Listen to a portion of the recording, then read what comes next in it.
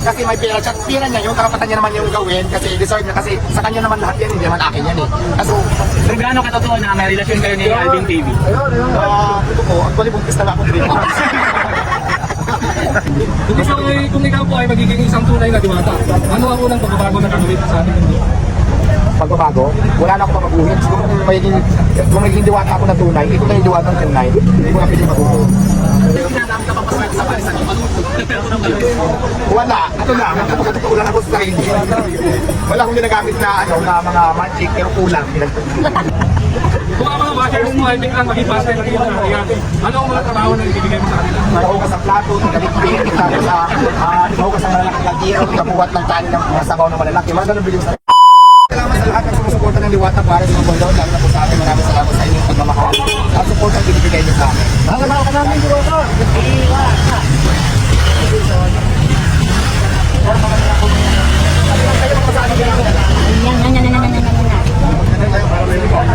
Sige lang, kapitsin mo ng bata. Sige lang.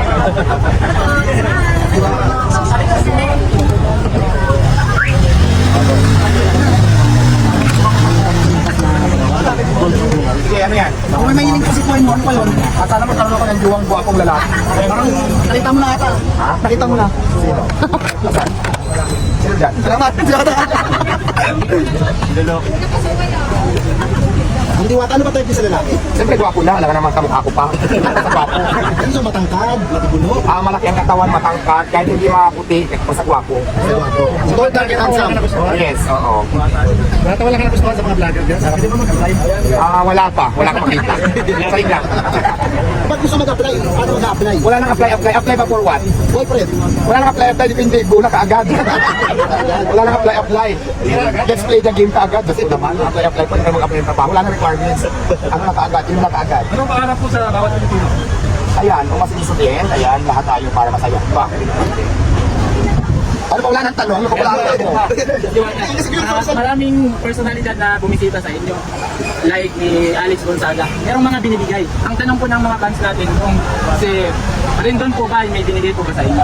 Litson, galing kay kay Alex of Las Piñas, dala na rin yun sa akin. Isang buong litson, maraming salamat. Siguro worth mga 10,000 plus yung sa akin na rin doon. So yun, ano pa? Wala pa pakitkin? Cash? Wala. Walang cash.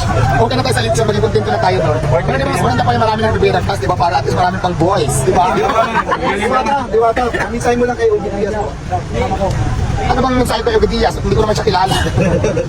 Wala naman sasit. Ano bang tanong kasi? Sasagot nila. Ano ba sinabi ni Ugi Diaz? Hindi naman kami close ni Ugi. Yun, lumalabas yung mga video niya. Una, At saka hindi lang masarap yung sinasabi hindi na na masarap. Ngayon, tikman na yung masarap ng ligaw. Sabi niya, sinagot ko na yan. Yung tanong sa akin before na, may nagtanong nila sa akin na, sabi daw ni Ugi, hindi nang pasok sa panlasa. Ang sinagot ko na, kung hindi pasok sa panlasa, di maghanap pa ng pasok sa panlasa. Sagot ko na yan, kasi hindi ko naman pinipilit, di ba yung tinda ko, sa gusto lang naman. So, di ba kung, alam mo, natikman mo na hindi mo nagustuhan, di ba? So, Pero natikman na daw niya masarap daw. Ay, salamat. Maganda naman Bili siya ng worth 2,000 na Paris. Oo. Tapos tinikman niya, sabi niya, masarap daw yung Paris mo. Kasi ako naman, tinikman mo, nagustuhan mo hindi, maraming salamat pa din. Pero kung hindi mo nagustuhan, hindi mo ganap pa ng ibang magugustuhan mo. Kasi ano lang naman kasi, para kita tayo magkalutalo. Yes, lahat, di ba sinabi ko na tunong welcome dito lahat, vlogger, basher, mga kalaban, welcome dito sa Liwata Paris, lahat kayo. Pero may nakalimutan ka, sabi mo lahat ng mga basher ay ililibre mo. Basta basher, tapos nagpunta dito katulad nung basher nagbaba sa akin na kailangan ka sa my pro, pinila sinabi mo na basher, kailangan pinakitaan mo ko lang ibigay sa pinasuha ko. So, ganun ba yun? Magkakaroon ka ng superpower na pwede mong gamitin laban sa iyong mga bashers. Ano ito at paano mo ito gagawin? Yung bato ni Darna. Siguro gusto kong power na makuha ko. Alam niyo kung bakit? So, di ba kasi si Darna, alam niyo naman si Darna kung paano gamitin yung bato, di ba? Halimbawa, ay, di, ang bato, kunin ang bato, di ang bato.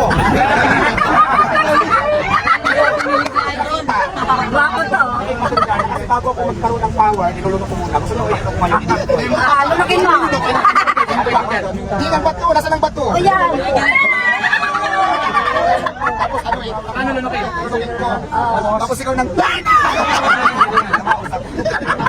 Gano'n kaya gusto ko, pag naging superhero ako, bato talaga nila na gusto ko makuha.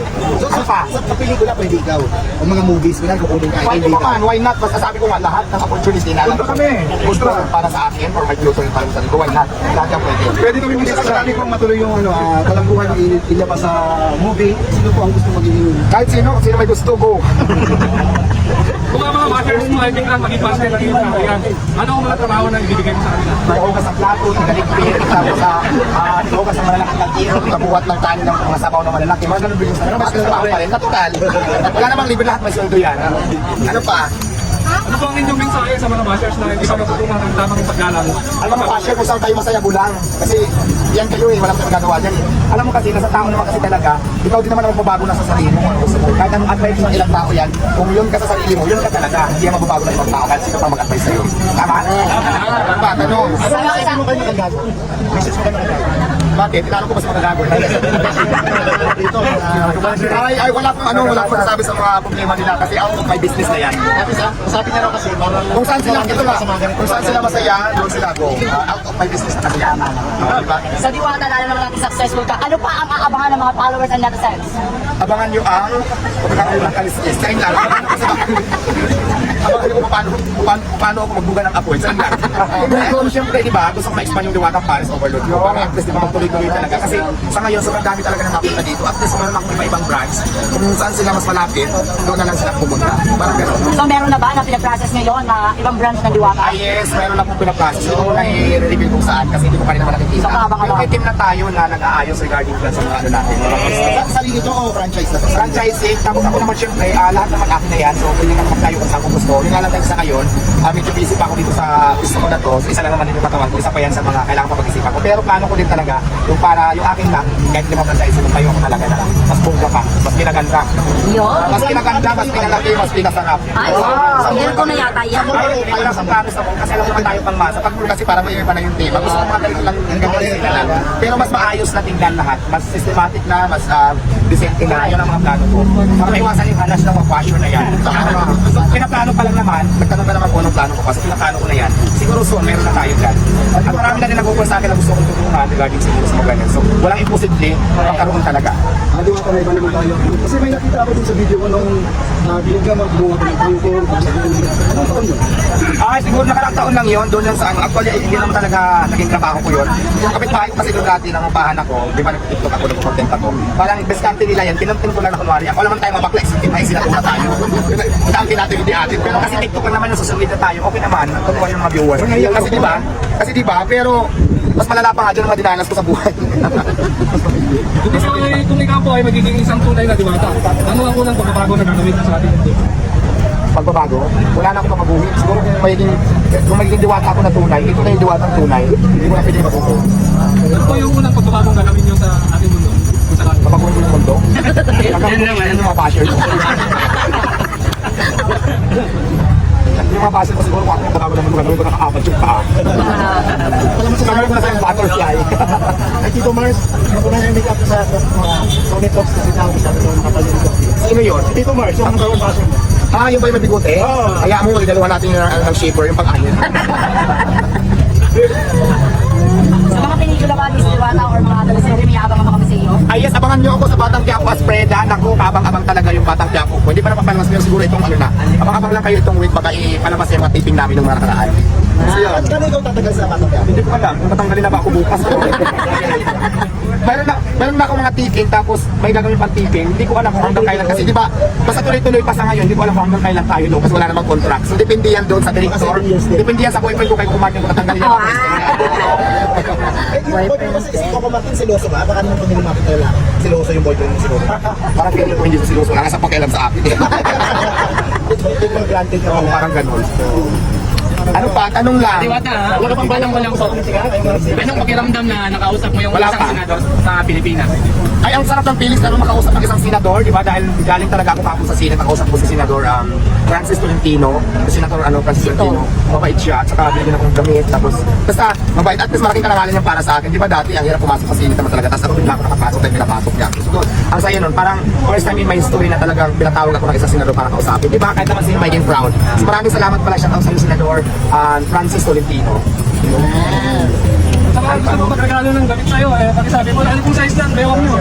Ay, wag na, para naman tayo nang lilimos lang. Pero kung may gusto magbigay dyan, ang size ko po ay 31 yung aking balakang. Ang sapatos ko ay 41. At ang liit ko ay walang size. Di ba ta? Gaano? Sa lahat ng mga pinanigalo, ako, sabi na nila, pag binigyan ka ng mga blessings, tanggapin nyo kasi blessings na maliit man o malaki at magpasalamat ka. Kaya willing ako tumanggap sa lahat kung sino magbigay nyo ng blessing, lalo na pag pera, di ba? Magkantahan na tayo. Kaya baka naman, yung mga kaluwag-luwag dyan, dyan lang. Para tayo may mag-online dito. Pero gaano katotoo na may relasyon kayo ni Alvin TV? Totoo, actually, buntis na ako dito. Hindi, sus na ako ng jowa ni Alvin. Hindi si Alvin, dito ko lang din siya nakilala. Tapos nakasama ko siya sa travel ko sa Pinsan. Mabait naman siya. At the same time, inedit niya yung mga vlog ko. Tapos ginawa niya ako as a videographer. Mabait naman siya. Kaya para sa amin kami ni Alvin, okay naman kami. Pero yung relasyon na mag-jowa. Wala. Tayo naman gusto. Hindi kami mga kaisong lalaki. Pero gwapo mga yata ako kay Alvin. Hindi ko walang issue. Si Alvin talaga hindi ko type. Sabihin na akong juicy, wala akong pakialam. Hindi ganun kay Alvin yung matipong lalaki for your information. Sabi, Hindi ko na yung babae ka sa isang araw. Ano yung gagawin? yun ang inaabangan ko. Ano pa?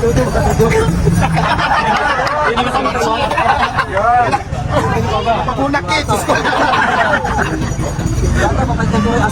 Alam niyo ba magpapunan, di ba? Oo. Lalayo pa ba? Ano ba yung mga tanong niyo naman yun? Ano pa? Meron ka ba yung ginagamit ka pampaswerte sa parisan niyo? Wala. Ito lang. Napakatotoo lang ako sa sarili. Wala akong ginagamit na na mga magic, pero kulang. Wala naman, isa lang. Wala man tayong mga ibang mga kasangkapan na ginagamit at kung ano-ano pa. Wala, normal lang. Ano pa? Naupusan na kayo ng tanong. Kuyang layo mo dito ka. Kaso daw. Kami nakakatong. Nahanap ka niya, hindi ka na makita. Pero anak, nandito ako. Nandito si Mami, di ba ito nangangagat? Dito.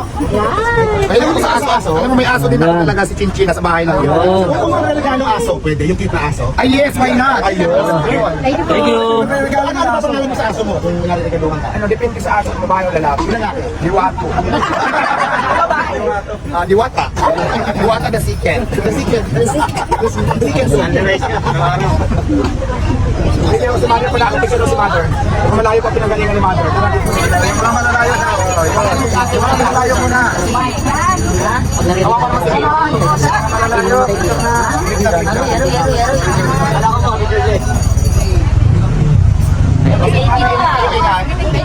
Dito. Sige. Ano ka ng tanong? Mayroon na. Ayun, nakawisan na si madam, oh. Iwan ako na dito na. Sige na.